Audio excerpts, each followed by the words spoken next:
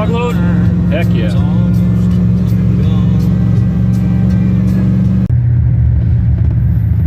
Now, a lot of you watching this are probably saying, my God, look at that country out there. It looks great. Let's move there, honey. If you want to move to a place like this, then when you drive by this house right here with this shit everywhere, don't judge. Mind your business. Don't say, oh, I bought the place next door and they need to clean it up because they're lowering my property value. You know what? You come here for these cheap taxes, thank that meth head over there that's poor and living in a shack, addicted to all their whatever and junk all over. It's keeping your property taxes down. That's why you come out to the country to find these cheap taxes. Don't come out and move to another culture. Don't be some atheist moving to a Christian culture who's then going to go get on the school board and say the kids can't pray in church. Don't do that. Don't say, oh, look, it's nice and green and we'll go out there and have a wonderful life, and then show up as the counterculture who's got to have all their bumper stickers and all their opinions and got to wear it on their t-shirt and talk about it everywhere they go, and then wonder why your neighbors hate you. Don't do that. Don't move to a culture you don't belong in. The people that have been here for generations are staying here because they're happy here with the culture the way it is. It ain't your place to seek out a cheaper place to live, invading someone else's culture and then expecting the culture to change to you. You know, you go to a foreign country, do they adopt your currency and your traditions and your holidays? No. And why would you expect to go to a different state and they adopt your way of life? I've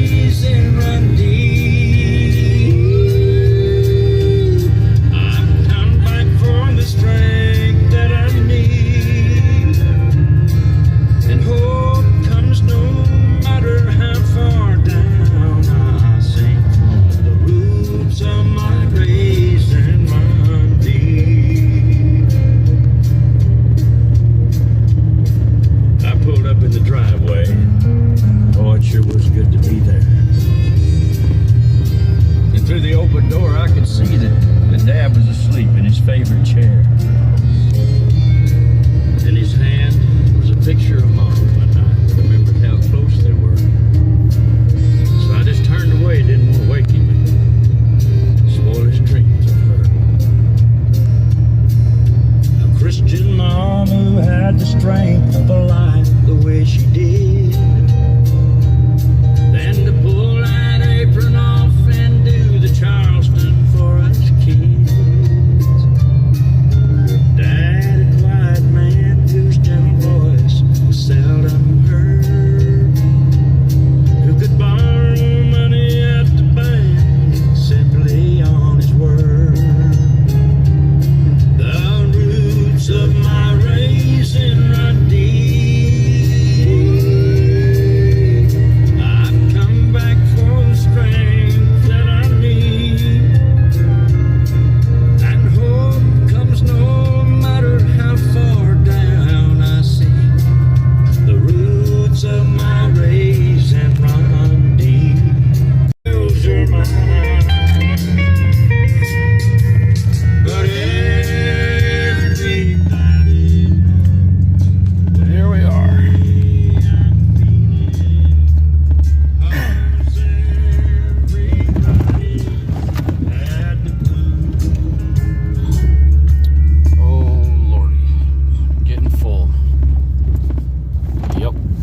Getting full, but this guy's good. He treats people fair all year round. Bob, which way to the knuckle boom? That way? Perfect. Let's go make some money.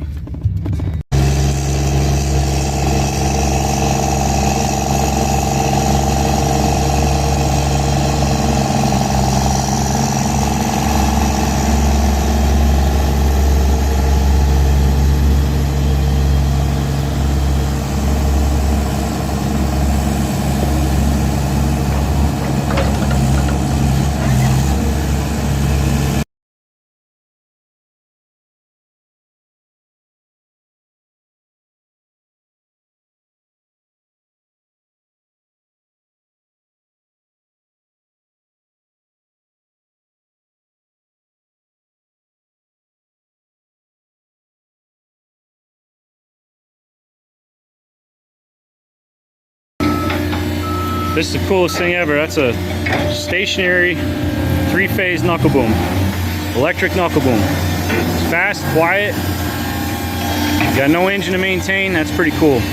Don't ask me how they got the electricity to swivel up through the center, but this thing impresses me. So we came out pretty good. 6 of those logs made staves. Averaged $1.59 per board foot Doyle scale. It was 479 board feet, $762 for that.